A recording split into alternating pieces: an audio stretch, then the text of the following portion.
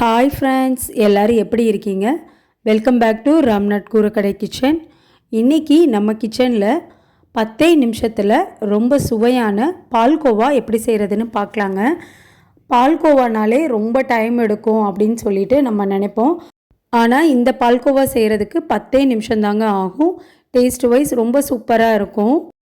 பசங்க ஸ்வீட் சாப்பிட்ணுன்னு தோணுச்சு அப்படின்னு சொன்னாங்கன்னா டக்குன்னு இந்த பால்கோவா செஞ்சு கொடுத்துர்லாங்க.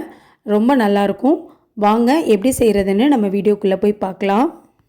பால்கோவா செய்கிறதுக்கு பசும்பால் எடுத்துருக்கேங்க. நீங்கள் பேக்கெட் பால்னாலும் எடுத்துக்கலாம்.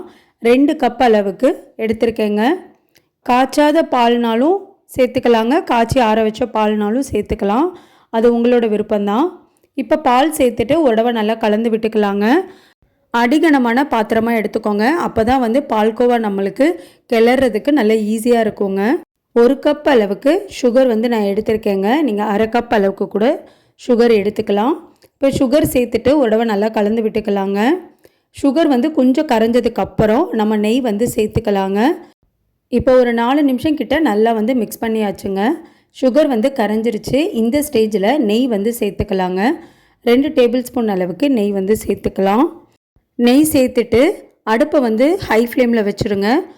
ஒரு 4 நிமிஷம் கிட்ட நல்லா பால் கொதிக்கட்டுங்க அந்த நெய்யோடு சேர்த்து. இப்போ பாருங்கள், ஒரு 4 நிமிஷம் கிட்ட ஆயிடுச்சு. பால் நமக்கு நல்லா கொதி வர ஆரம்பிச்சிருச்சு. இப்போ அடுப்பை லோ ஃப்ளேமுக்கு மாற்றிட்டு பால் பவுட்ரு சேர்த்துக்கலாங்க. நீங்கள் எந்த பிராண்டு மில்க் பவுடர்னாலும் நீங்கள் எடுத்துக்கலாம். அரை கப் அளவுக்கு பால் பவுட்ரு எடுத்துருக்கேங்க.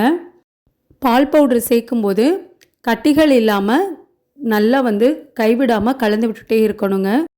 கட்டிகளோடு இருந்தால் பால்கோவா ரொம்ப டேஸ்ட்டாக இருக்காதுங்க. அதனால் நல்லா அடுப்பை லோ ஃப்ளேமில் வச்சுட்டு இந்த அளவுக்கு நல்லா கலந்து விட்டுருங்க. இப்போது கட்டிகள் இல்லாமல் நல்லா பால் பவுடரை கரைச்சி விட்டாச்சுங்க.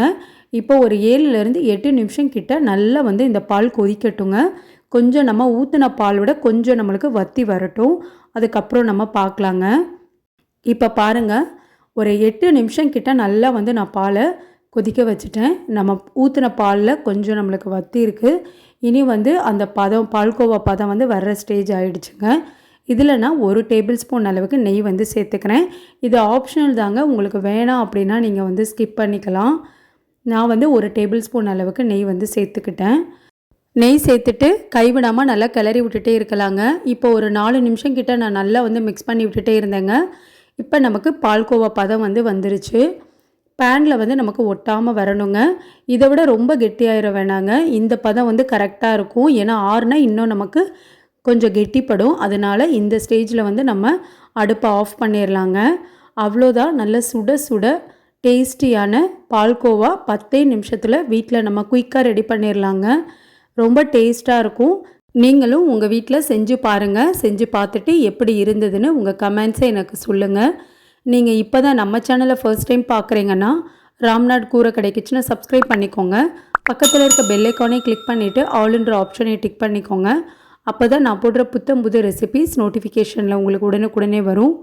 இந்த வீடியோ உங்களுக்கு பிடிச்சிருந்ததுன்னா லைக் பண்ணுங்கள். உங்கள் ஃப்ரெண்ட்ஸ் அண்ட் ஃபேமிலிக்கும் ஷேர் பண்ணுங்கள். இனி நான் வேறு ஒரு இன்ட்ரெஸ்டிங்கான ரெசிப்பியில் உங்களை பார்க்குறேன். தேங்க்ஸ் ஃபார் வாட்சிங்.